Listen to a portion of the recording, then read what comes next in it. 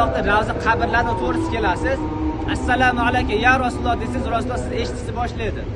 Tushundinglarmi? Assalomu alaykum ya Rasululloh deb turib, kimlar sizga aytgan bo'lsa, esingizda bo'lsa aytasiz, esingizda yo'q bo'lsa, o'shdan tanishlarimiz aytib yubordi salom. Hammasi qiyomat kuni shafaat qilishingizni so'rayapti deysiz bu.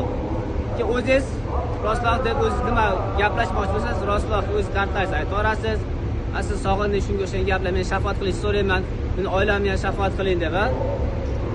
Payg'ambarimiz agar kim ya Rasululloh desa eshitishni boshlaydi deydi. Qabri sharifga kelib, albatta oldiga kelish shart emas. Hatto qabr ahli ham deydi, qabristonga kiryapti, duo qiladi-yu. Assalomu alaykum ya ahli diyar deb duo qilyapmiz-ku. Vaholanki qabrdonga hali biz yaqinlik bormadik, biz qabrga yaqinlashmadik. Eshikdan kirsa salom berib kiryapmiz. Nima uchun? Biz kirgandalar o'sha qabrdagilarga Alloh taolo eshittirib qo'yadi. Rasululloh ham qabrni oldiga kelmasa ham eshitdi.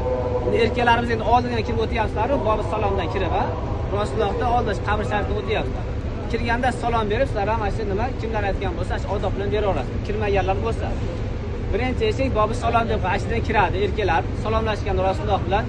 Ayollarimiz ko'k gumbazning oldiga kelib salom berasizlar. Ertaga kelib, hali salom bermadilar, faqat namoz o'qib chiqdilar. Namoz o'qib chiqdilar uyda. Faqat oldiga to'sib qo'ygandik ayollar. Salom berdilarmi? Yani ro'parasi kelaman desalar, qibla tarafdan kelasizlar-da. Bosh taraf shu tarafda. Birinchi ishdan erkaklar kiradi, ayollar kirgizmaydi masjidga. Faqat shu ko'k gumbaz turibdi-yu, ashni ber yog'ida to'sib, zabor to'sib qo'ygan ashni ber yog'ida uzoqroq turib salom beraverasizlar. Duo qilmoqchi bo'lsalar, qiblaga qarab duo qilasizlar. Qibla bu yoqda bo'ladi. Faqat salom bu yoqqa qarab beriladi. Endi lekin qiblaga bu yoqqa qarab duo qilinaveradi. Masjid bu Madinaga kelishdan eng katta maqsad nima desa, biling, ziyorat qilinadigan joyda eng kattasi Masjid Nabaviy. Aksar maqsad asha namoz o'qish bo'lsin, keyin Rasulullohning qabrlarini ziyorat qilish bo'lsin. Tushundinglarmi? Endi boshqa ziyorat qilingan joylar, Uhud tog'lari, boshqa joylari keyingi o'rinda. Bu yerda sahobalar qabri bor. Rasulullohning qabri turganda o'zi kuniga Rasulullohni ziyorat qilganingiz yaxshi. Endi Ramazon oyida o'sha shirkatlarning avtobusda o'zi aslida Ramazon tashqari albatta olib borib o'zi asharlarga olib borardi. Ramazon bo'lganligi sababdan to'xtatiladi. Shirkat